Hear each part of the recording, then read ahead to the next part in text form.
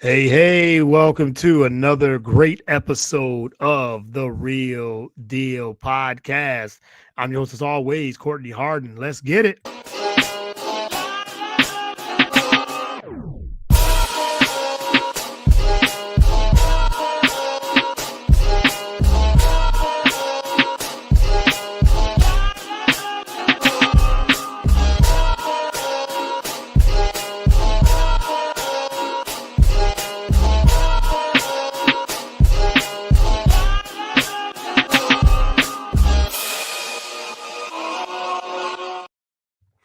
All right, welcome to another great episode of the Real Deal Podcast. I'm your host, as always, Courtney Harden. Happy Wednesday. Had to think about what day it was because the days are just going by. It's the end of May, May 28th. Again, it's on a Wednesday night. Thank you guys for tuning in. Really appreciate it. Hope everyone's enjoying their week. And I have a great podcast family back on the show. She has been on the show multiple times, but before I bring her back on, you can follow the show on all the platforms, podcast platform, wherever you get podcasts, whether it's Spotify, Apple, we're on YouTube. We're also on Spreaker and Roku channel, bs3tvlive.com, BS3 network on Roku, so you can download the app, the Roku channel there as well. You can follow me on all the platforms, whether it's Google, or you can follow me on Twitter, Instagram, Facebook, TikTok, Blue Sky. I'm everywhere. So you can follow the show there and follow me as well. Well, let me bring in my guest podcast family back on the show. I don't know how many times she's been on the show, but it seemed like it's at least a couple of times a year over the last 2 or 3 years. So I'm assuming it's more than 10. But I'm so excited to have her back on. Toni Wetmore back on the show, Oklahoma State alum, and now Quinnipiac. Quinnipiac. That's it, right? You got it. Quinnipiac, yes. Quinnipiac, yes. I should know. I know this. We've talked about it. Quinnipiac, tongue-tied a little bit. Their alum as well. She just graduated from there as well. So congratulations. So Toni, welcome back to the show. Really appreciate it. Thank you. Thanks for the congrats and happy to be here. Thanks for having me on today. For sure. I'm glad to get you back on. Again, you're Quinnipiac alum as well. It's a tongue twister to say that Q and that the Q, U, the N, and the I and the P, all those there. But very, very excited to have you on. And thank you again for dropping by on the show. Really appreciate it. Yeah, absolutely. Always happy to join you. Yeah. So glad to have you on. And again, congratulations on graduation. And how you feel now that this is the second one? And but how does it feel to be a two-time graduate now? Yeah, 2 degrees in 5 years. I'm blessed to be here and to do it in such a short amount of time. I do have 2 more online courses this summer, so not quite done yet. August will be my final end date. It's 1 calendar year of a school year for me, but I did get to walk the stage with my classmates in May, and they're all done with their programs now, except for me and a couple others of us who just started in August. But it's been really cool to be a part of this cohort that I was in at Quinnipiac and to have this experience. And it really flew by. 1 year is not long enough, but I am glad to be done with homework after the next couple. I bet. I remember when I think when you started at Quinnipiac, and I had you on maybe the week after, like right after, or maybe even right before. It might have been right before, because when you graduated from Oklahoma State, and I think we did a show that summer, and then you said you was getting ready to start the program there in Quinnipiac. So, oh my goodness, like you said, it's been that, I think you said, it'll be a full calendar year in August. And then it's like, okay, now I'm officially with 2 degrees, but you said you got your degree now, but taking those last 2 classes, I'm sure you're like, okay, time to are you taking a break or anything? I know you're doing a little vacation at undisclosed place, but we won't say where it is, but right, but you're on vacation now. But how's everything, start of your summer getting ready to happen? Yeah, everything's going great. No complaints. And like you said, I'm on vacation right now. It's nice to take some time and relax. And, of course, applying for jobs, getting ready for what's next, have a couple of things potentially in the works, but nothing set in stone yet. So just waiting to see what's meant to be for me and my path, and excited to see what's next and where life takes me. Yeah, for sure. And you're doing a lot of the, like, sports reporting and sports media, journalism, and things like that too. And talk about how your year has been with Quinnipiac and all the opportunities that you had. And I know we talked about in the last couple of episodes that we did together. Yeah, so it was incredible. I got to touch a lot of the areas that I didn't at Oklahoma State. So specifically the live studio shows. We had shows at Quinnipiac with our student television station that were very similar to ESPN's First Take and Sports Center. So especially the Sports Center ESK1 was called Sports Pause, and that was reading highlights and doing tosses into different stories. And I had never done a highlight read before Quinnipiac, so that was brand new to me. I had done one in class, and then I did 8 live, which was crazy, and got thrown right to the wolves and held my own out there. So I ended up doing 3 of those shows. I did it once, and I said, I don't know if I'll do this again. I don't know if I'm good at it. I don't know if I have what it takes. And then I got picked for a 45-minute show. They're usually 30 to do highlights for that, and another 30-minute show to wrap up my senior year for that show. And then I hosted/moderated our First Take version, which is Bobcat Breakdown, debating Quinnipiac sports and athletics, everything with athletics. And so I hosted that twice, and I was an analyst once. So it was really cool to be on both sides of the desk and just kind of see all of that. I also was a beat reporter for the women's basketball team. Grew up with season tickets for the team. I went to the basketball camp, Coach Fabry's basketball camp, from first grade, summer between first and second grade, until I wasn't eligible anymore and I was a sophomore in high school. And she even kept me on my junior year just to be a junior counselor, just so I could stay around the game and the camp. So Quinnipiac's always been a part of me. It's always been part of my story. That's where I decided to go into sports media. An injury I had at Quinnipiac camp is what made me want to look into staying around the game a little bit more. So definitely a special place in my heart, and I'm glad that the end of my collegiate career was here.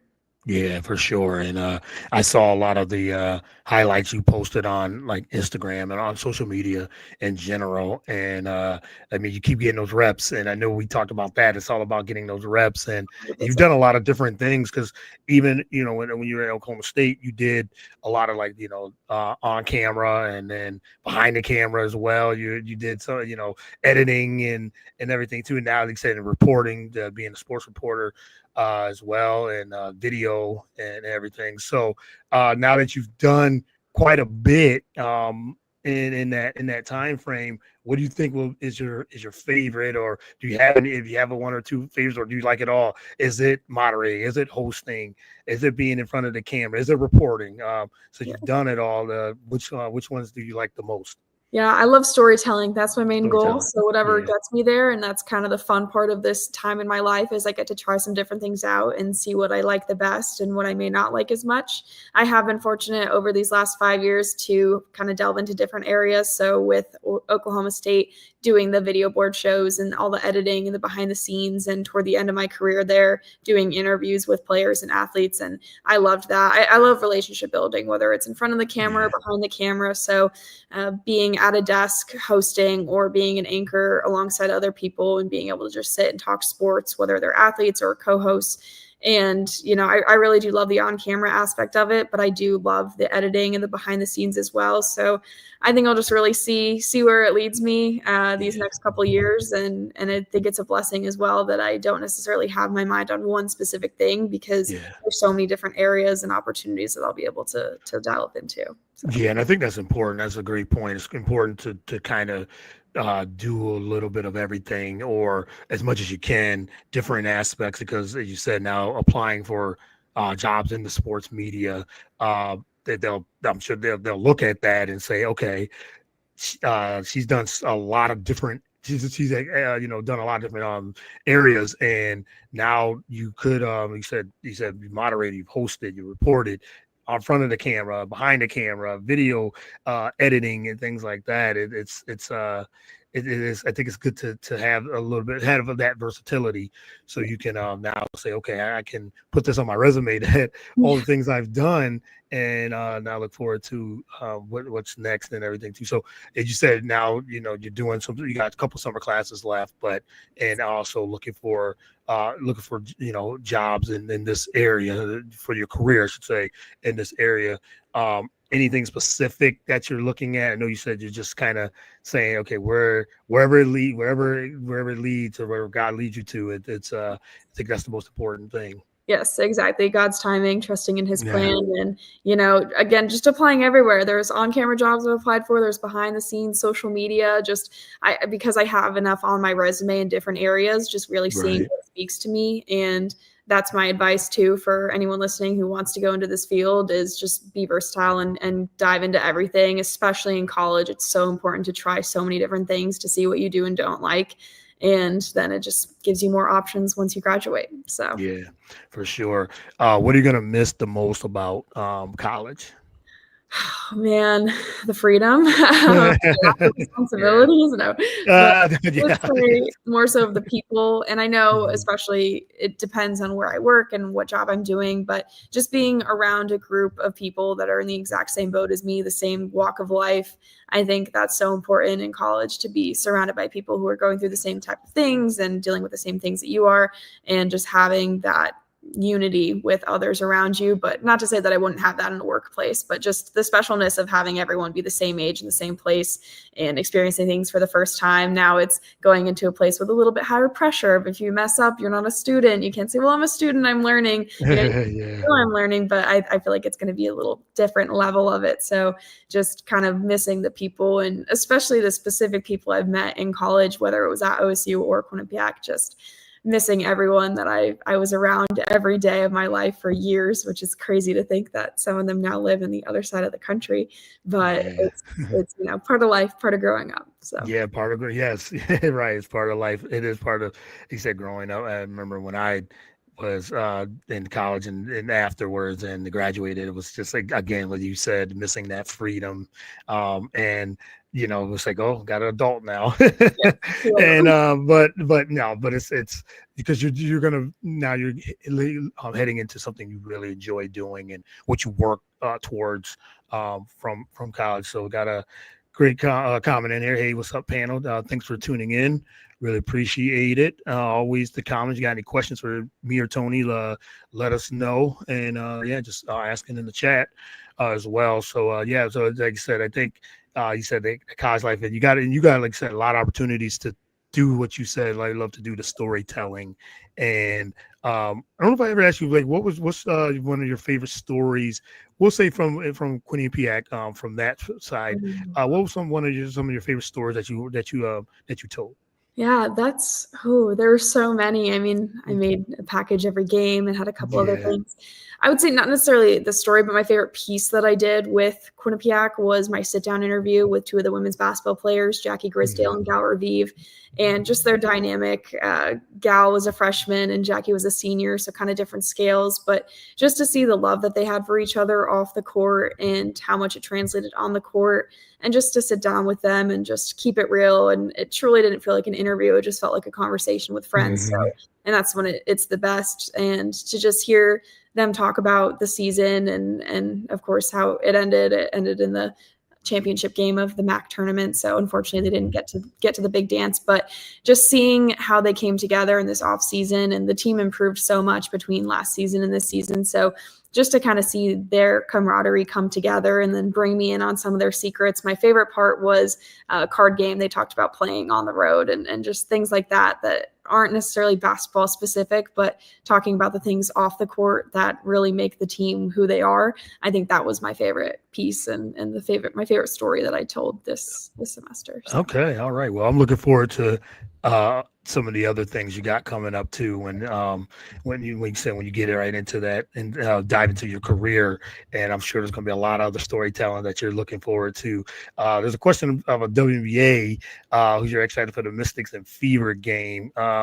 Well, we're actually this I because I've done so much with the WNBA. This was just me and Tony talking about just catching up and everything too. But I'll definitely answer that question afterwards. But yeah, so yeah, let me get into like what is next. Are you doing anything with Galvanize again? Are you looking more forward towards that? I know that's a big part of your journey, what you've been doing, and so anything with Galvanize this year. Yeah, unfortunately, there's no camps this summer. We're just taking a break, a little bit off, time off from Galvanize, just so Laura can, do some other things, and there's other things going on. So no camps this summer, which is unfortunate, but good because I'm again trying to figure out what's next for me in my chapter, so I don't have to worry about missing Galvanize if something comes up next week or next month or etc., which is great. But I still keep in contact with my Galvanize sisters every day. There's, of course, Snapchat makes it easy with snap streaks. We send our face back and forth every day. Couple that I keep in contact with. One of my Galvanize sisters, Michaela, and I have talked every single day for the last month and a half about who knows what. We just keep just talking. in San Francisco, and so we've just really kept in contact, and it's been great. But it's just amazing to have such empowering women to lean on across the country and in Canada as well. And I've reached out to them for advice, especially in this process of job searching and trying to figure out what I want to do. So it's really nice to have people in all different aspects of sports and in different walks of life to teach me kind of what they learned in their experiences so that I can not make the same mistakes, or so that I kind of have a little bit more guidance going into situations that they didn't necessarily have someone to tell them about those things going in when they were my age. So it's been really nice. And then, just uplifting other women my age who are in the same exact spot saying, hey, have you heard from this job, or have you heard from any jobs? Kind of finding comfort in the fact that we're all in the same boat. So even though Galvanize isn't necessarily meeting in person right now, I'm still making that effort to keep in contact with everyone, and everyone's only a phone call away. So it makes it a lot easier with social media, especially too. Yes. And I think that was one of the main things I once about you said with Galvanize is the camaraderie, the networking. As you said, even though it's not a camp this year, you guys are still able to network on social media or even a phone call or text or anything like that. And just for everyone that's tuning in, Galvanize, founded by Laura Oakman, boot camps, workshop, and coaching for women in sports, all ages and stages, a sisterhood of women empowering other women, as you said earlier. That's what it is. And just in case anyone that don't know, Laura Oakman, the NFL on Fox. If I've heard of the name, you said she's a interesting AP All Pro MVP voter as well. And said founder of Galvanize for Women in Sports, communication coach, speaker. So yes. Reach out. She does it all. She does it all, and a professional at the highest level. I remember seeing her at Super Bowl 2 years ago. Two now, it'll be 2 years ago. At Super Bowl at Media Row, and just seeing and that the Galvanize, they had all the all the women there, just going through and interviewing, as you said, you've been through it, interviewing and everything too, interviewing other athletes or whoever else in the sports world. It's great to see something like that, and to continue to keep building and in relationships. You talk about you've talked about this before, how important that sisterhood and the relationships and networking really is to help each other out. You said if a job comes and say, I think you'll be great for this position. Did you see this? Did you see this online? Did you see this on social media? I really like that camaraderie of that sisterhood that you always talked about.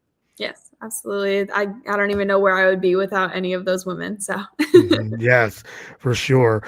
All right, just got just a couple more before I let you go. Like I said, I'm not gonna keep you long. You're on vacation, so I really appreciate our friendship and appreciate that we're able to do this as well. But I did see you out there still hooping, still playing basketball. So you got back into. I saw that video. You got back. You said you get back in the gym and playing basketball and everything.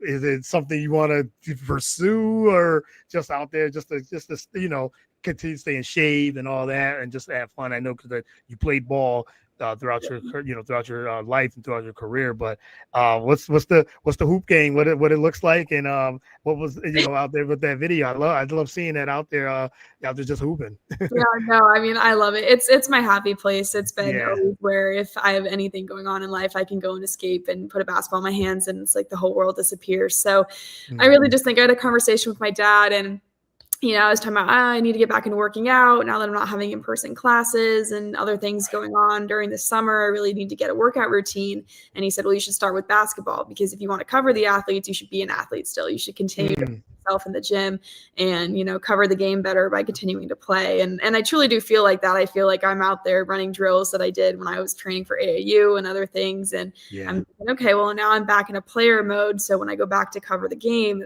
I can see a little bit better from the player's perspective since I've been, on the bench for a while or not really playing. But it's been really cool to have it back in my daily routine. And of course, being on vacation right now, I haven't been. And I even said to my mom today, like, I'm itching to play basketball. Like, I need to go to a hoop. I need to find something so I can shoot around. And it's just a really nice way for me to kind of shut everything out and take an hour or two and just shoot around. And it's really put me back into my old days of being like, oh, I could be a basketball trainer. I'm making all these workouts. And I mean, even going into it, I feel like I'm still back in high school with my trainer in my head saying like, okay, do your form shots first and let's get these free throws and, wait to do your threes until you finish your mid range and things like that. So I'm still just kind of going back into all the muscle memory of it and just hoping that eventually I'll find someone who will rebound for me because I haven't been able to do any practice of catch and shoots because I'm only passing to myself. And if I bring my defender to the gym on campus, I feel like that's a little weird and doing too much. So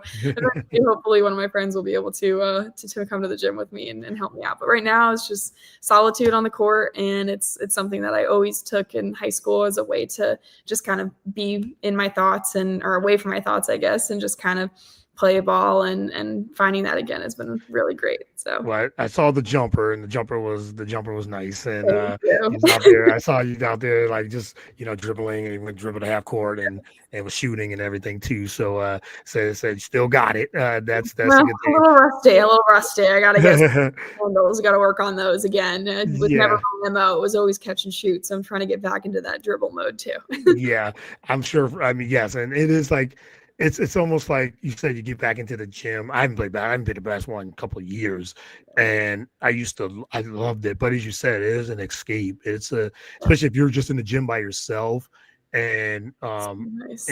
and you just out there and just and when I was younger, I used to just before like friends would come in and we would play in the gym, but I would go like an hour early and just kind of like you just said, working on a lot of different things, just one moves and things like that, your jump shot and all that too. So I was just telling my wife, I think I told her a couple weeks ago, I said, man, I gotta get a basketball so I can, now that summer's coming and even though it doesn't feel like summer here in Philly, with all this rain and cold, it's like 50 degrees now, and at the end of May, I'm like, okay, I'm tired of it. But I want to get a basketball so I can just get back out there and just shoot around a little bit and just get back that muscle memory, as you said, just to get out there. And but yeah, I did see that at what you were doing. I said, oh, Toni's back in the gym, trying to.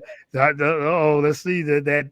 Maybe it's that dream of be a hooper. 4 years of college eligibility, but I'm too old for it. I would be playing until I was 27, which 28. I'm not doing that. Right. And it wasn't meant to be for me to play. I thought about that, and even at one point, I think my freshman or sophomore year, I wanted to maybe walk on or try out to walk on to the team at OSU. And my mom was like, "What are you going to do? Cover your teammates in the locker room after practice? Like walk up to them with a microphone right after the game?" Right, the practice of the game. Yep. Feel very logical at the time, so everything worked out as it was meant to. So yeah, for sure. Now you get to, like you said, you get to cover. You'll be covering, or you have covered the athletes as well. But as you said, you never know. A trainer might be in the works too. That could be it. I mean, there's a lot. Yeah, that's a lot. There's a lot of options, as you said, when you can be a trainer, a coach, something like that. There's always a lot of possibilities, for sure. All right, got two more. The other one, the last one, you had received the Academic Excellence Award for your master's program. Talk about that and how did that all come about? Yeah, that was a surprise to me. I didn't even know I was up for it. I didn't realize it was even a thing. I didn't know they did awards like that. Yeah. And I just got an email one day that asked me if this information was correct. And it was the paragraph that they read at graduation when I walked across the stage of, this is Toni and this is what she's done. And so they talked about a lot of how I really dove into all of the student media at Quinnipiac. So I joined of course, Q30, the student television station, but also QBSN, Quinnipiac Bobcat Sports Network. Oh my gosh, Quinnipiac Bobcat Sports Network. I can't even say it, but anyways, yeah. So I did color for a game as well for one game, which I have more interest in. I definitely wish I drove into that a little bit more as well. But so just because of everything I did outside of the classroom, in the classroom as well, my dedication to my assignments, and then how much I did outside of class as well, with flying to the Senior Bowl and Pro Day back in March for 12, and the New England Recruiting Report stuff that I'm doing as well. So it's an honor. Definitely didn't expect it. Never expected to get an academic award in my life. It comes easy to me, and I'm very fortunate that it does. But it was a blessing for sure, and I'm very honored that they thought so highly of me, and the faculty was willing to give me that honor. So that's a great thing. I mean, congratulations on that. That's a really good honor. And you said just to get an award like that is really a really cool thing. You said academic excellent award for your master's program. So yeah, congrats. Just the awards and the graduation. I mean, the sky's the limit for you for sure. Thank you. Yeah, for sure. All right. Well, last one is what's next for you. I know you said it all in God's time, first and foremost. And what you said, where would you like to be in the next, say, couple of years? Yeah, a couple of years. I mean, telling stories, that's, like a little bit of a cop-out answer, but as long as I'm doing that, as long as some way I'm contributing to making people feel seen and helping to show who players or coaches are off the field, off the court, even if it means for these next couple of years kind of doing the grunt work and doing the behind the scenes work, whatever it takes to kind of get my foot in that door and really tell some stories, that's what I hope to be doing. So we'll see. All right. No, I love it. Love it. As you said, storytelling in some capacity, as you said, to get athletes or coaches, or maybe you start a podcast. Maybe you do that. If you need that, I'm here. I can definitely for that. If you need something like that, but as you said, on a platform somewhere, I can see.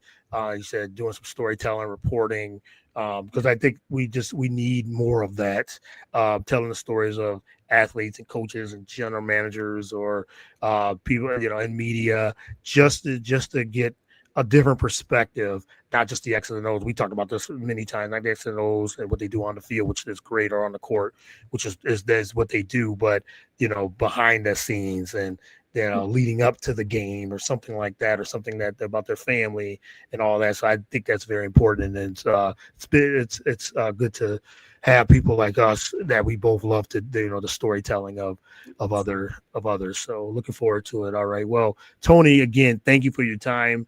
Really appreciate it. Really always appreciate the conversation, and again, I can't thank you enough for doing this, and really appreciate it. And congratulations again on your graduation. Thank you so much, and thanks as always for having me on. It's always a pleasure.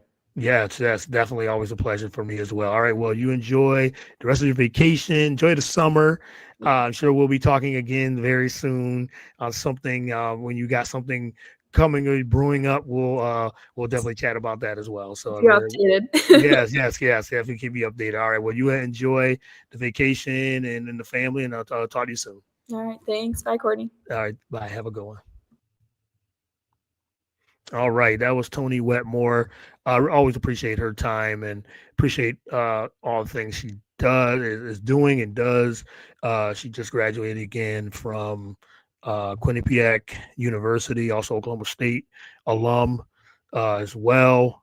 And it's always good to catch up with her and everything too. But follow her journey, and she's done a lot of different things as well. So Toni Wetmore, Oklahoma State, Quinnipiac alum, graduate, and be on the lookout for her in the future, storytelling on some platform, because she does a lot, and she's done a lot. Just check some of her content, and yes, I can see the future is very bright for her. Very young career. So I really appreciate the time, and always having her on the show. But that's a wrap for the show. Thank you again. More content, more podcast episodes coming up. I have Deb Wickes tomorrow, and can't wait to get in touch, and can't wait to talk with her again. And yeah, so we'll catch up with her and be on the lookout. All right, well, that's a wrap for the show. Hope everyone enjoyed that and continue to support and like and subscribe, all those things, share, and really appreciate it. All right, until next time, as always, peace and God bless.